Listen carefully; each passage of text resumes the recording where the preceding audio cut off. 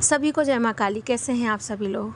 आशा करती हूँ कि माता रानी की असीम कृपा आप सभी पर बरस रही होगी और माँ सबके अंधन के भंडार भर रही होंगी। आज हम बात करेंगे कि कुंडलिनी शक्ति के जागरण का असली मतलब क्या होता है।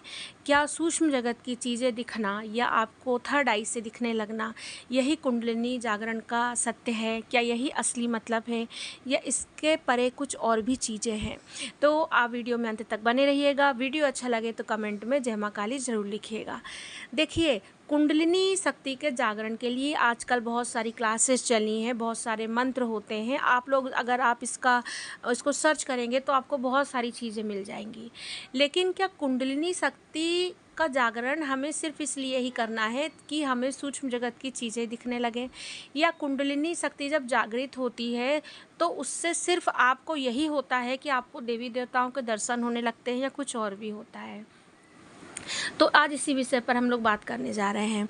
जब कुंडलिनी शक्ति आपकी जागरण होती है, जब कुंडलिनी आपकी एक्टिवेट होती है, जो कि आपके शरीर में सुप्त अवस्था में पहले से होती है, आपकी कुंडलिनी शरीर की जो शक्ति होती है वो पहले से ही आपके शरीर में होती है, लेकिन क्योंकि वो सुप्त अवस्था में होती है, शांत अवस्था में होती है, इसीलिए वो आपको अनुभव नहीं कराती है या आपको अनुभव नहीं होते हैं।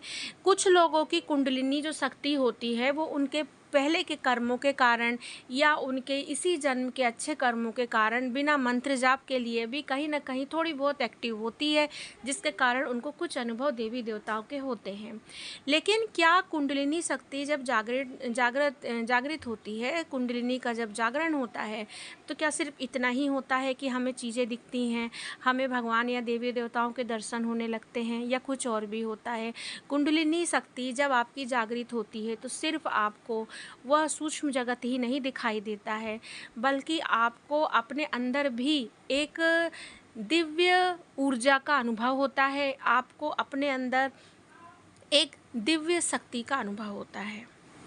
दिव्य शक्ति कहने का मतलब ये होता है, आपको कुछ ऐसे अनुभव होते हैं जो कि एक जो नॉर्मल हर इंसान होता है, जो कि कुंडलिनी शक्ति नहीं जानता, उसको ये सब चीज़ें नहीं अनुभव होती हैं, लेकिन आपको अनुभव होंगी। जैसे कि पहले आपका जो स्वभाव था बहुत अशांत रहता था, आपको बहुत क्रोध आता था, आपको किसी की बातें अच्छी नहीं लगती थी, लेकिन धीरे धीरे आपको लगने लगेगा कि आपका मन शांत हो रहा है। आपको ये लगने लगेगा कि आपको अब किसी की भी कोई बातों से फ़र्क नहीं पड़ता।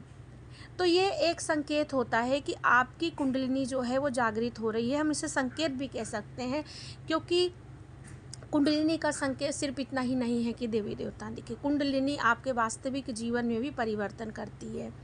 अगर आपको पहले आपके अंदर ईर्ष्या भाव होती रहती थी कि अगर किसी का कुछ हो रहा है तो आपको लगता था कि मुझे क्यों नहीं मिल रहा है, ये चीज़ मुझे क्यों नहीं प्राप्त हो रही है, वो चीज़ आपके अंदर से तब चली जाएगी जब आपकी कुंडलिनी ऊर्जा अवेकिंग होगी। तब आपको ये लगेगा, आपके अंदर से आप आवाज़ आएगी आपको कि नहीं, शायद ये चीज़ इसके लिए बनी है, मेरे लिए ये चीज़ शायद सही नहीं होगी, इसीलिए परमात्मा ने मुझे ये चीज़ नहीं दिया। ये चीज़ें जो होती हैं, ये जीवन में जब कुंडलिनी शक्ति हमारी जागृत होती है तो जीवन में हमारे परिवर्तन लाती है। ये परिवर्तन हालांकि नकारात्मक सकारात्मक दोनों होते हैं। नकारात्मक में सिर्फ इतना ही होता है कि जब आपकी कुंडलिनी शक्ति जागृत होती है तो आपके जीवन में भी काफ़ी उथल पुथल होती है, जिसमें कि आपको परेशानियां भी झेलनी पड़ती है। लेकिन आज हम सिर्फ सकारात्मक परिवर्तन की बात करेंगे। सकारात्मक परिवर्तन की आपको एक स्नेह भावना, एक जो प्रेम की भावना हो जाएगी आपके अंदर, वो होने लगेगी। आपको ये लगने लगेगा कि कोई आपका दुश्मन भी है तो आप कहोगे कि छोड़ो, जाने दो, वो मेरा बुरा कर रहा है, मेरा बुरा चाह रहा है, उसका जो होगा वो ईश्वर करेगा, मुझे इसमें नहीं पड़ना है, मुझे अपने पथ पर चलना है। आपको अपने जीवन का एक पथ नज़र आएगा, आपको अपने जीवन का एक रास्ता नज़र आएगा। वो रास्ता जो कि आपको पहले नहीं पता था, वो रास्ता जिसे आपने कभी देखे नहीं थे, वो रास्ता धीरे धीरे जब आपकी कुंडलिनी अवेकिंग होगी तो आपको ध्यान के माध्यम से ईश्वर दिखाएंगे। आपको कई चीज़ें दिखेंगी, आपको लंबे लंबे रास्ते दिखेंगे, आपको दिखेगा कि आप उन रास्तों पर अकेले चल रहे हैं, आपके साथ कोई नहीं चल रहा, क्योंकि इस समय आपको ईश्वर दिखाते हैं। इस समय आपको देवीय ऊर्जा दिखाती है कि तुम अकेले हो और तुम्हें इस रास्ते पर अकेले ही चलना है। इस रास्ते पर आपका कोई साथ नहीं दे सकता है।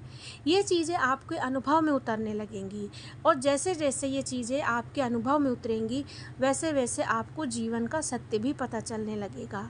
आपको ये पता चलने लगेगा कि शायद ये जीवन, इस जीवन में मेरे जन्म का कारण कुछ और है।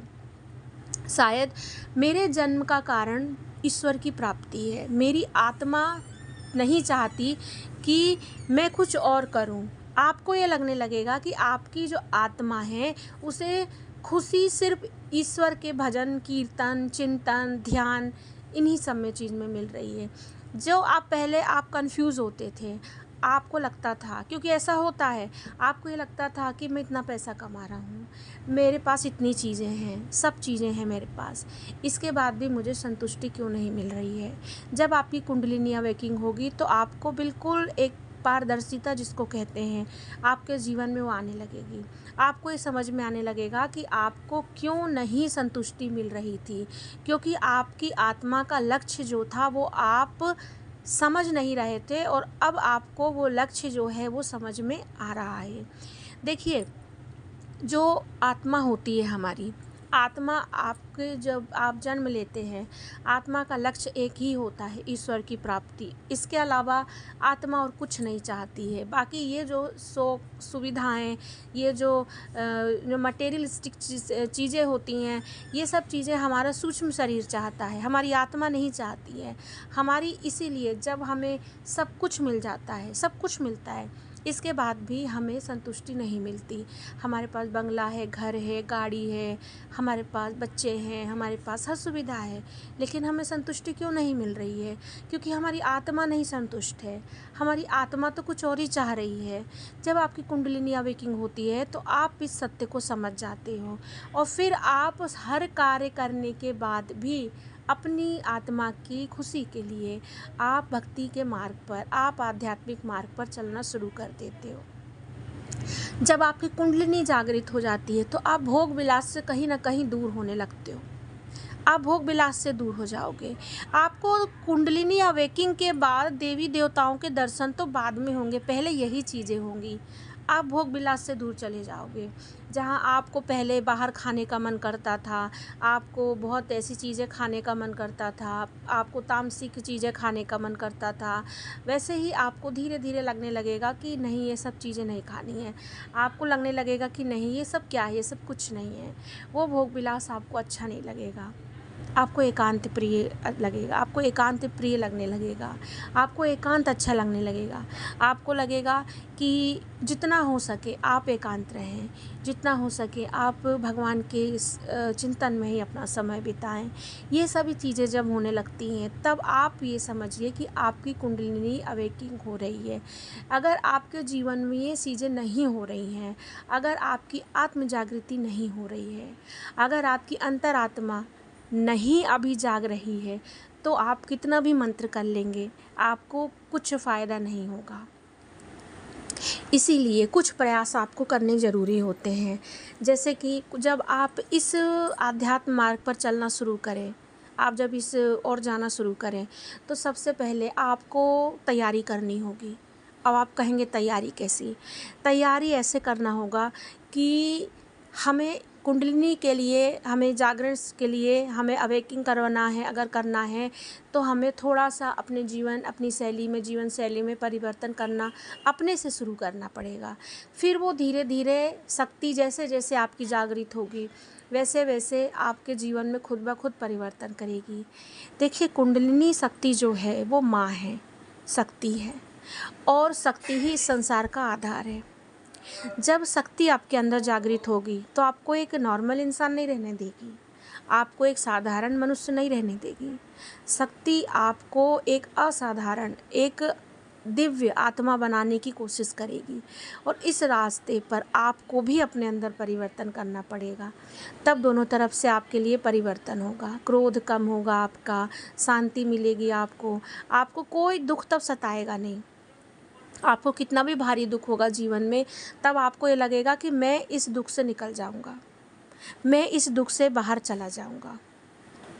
ये सारी जो चीज़ें होती हैं, ये तब होती हैं जब आपकी कुंडलिनी शक्ति अवेकिंग होती है। अगर आपके जीवन में ये हो रहा है तो आप बहुत खुशकिस्मत हैं कि माँ ने आपको चुन ली है, ईश्वर ने आपको चुन लिए हैं। और अगर नहीं हो रहा है तो थोड़ा-सा आप उस पे शोधन कीजिए, विचार कीजिए कि कहाँ गलती कर रहे हैं, कहाँ पे आप मिस्टेक कर रहे हैं और फिर आगे बढ़िए। आशा करती हूँ कि आपको वीडियो अच्छा लगा होगा। अगर अच्छा लगे तो कमेंट में जय माँ काली ज़रूर लिखिएगा। जय माँ काली।